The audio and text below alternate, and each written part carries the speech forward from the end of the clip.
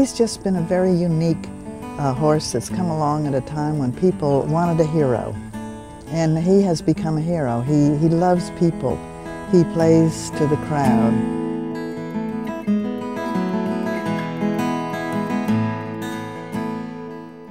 Really Rugged was a thoroughbred horse of mine that I used to produce racehorses. He was a remarkable stallion. Really Rugged had the speed of a thoroughbred, yet possessed the easygoing, calm demeanor that was nothing like a thoroughbred. And his get were all that way.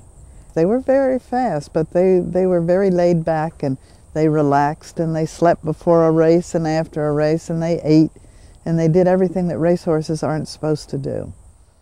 Alisa Lark was an American quarter horse that belonged to the Striegel family of Bloomington, Illinois. She was a prime example of the breed, an all-around champion mare.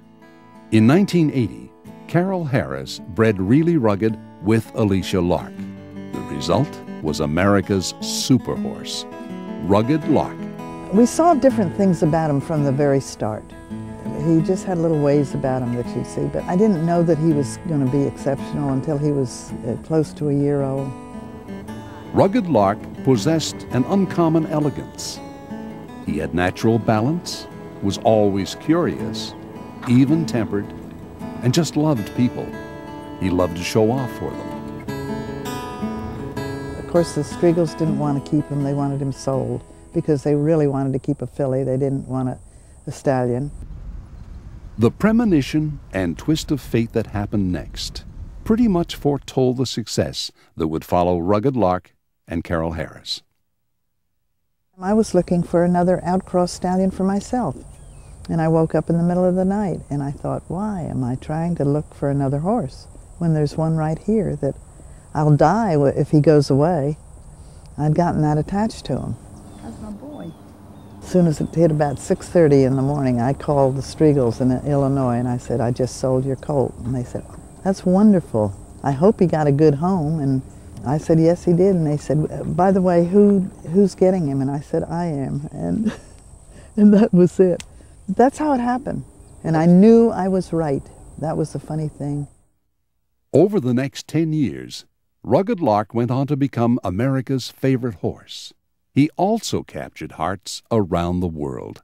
It was when he won his second Superhorse, and Lynn rode him into the Coliseum with just the flowers around his neck. And the crowd went wild. We had people calling us to go to Europe, to go to all the big shows here in the United States. It was something that touched everybody's hearts. Rugged Lark, well-bred, well-trained, well-kept. He's still America's superhorse. It seems like just yesterday that it all happened. I wouldn't take anything for the experience.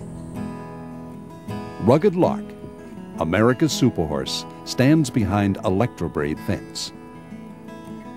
I have no fear whatsoever about leaving Lark behind ElectroBraid fence.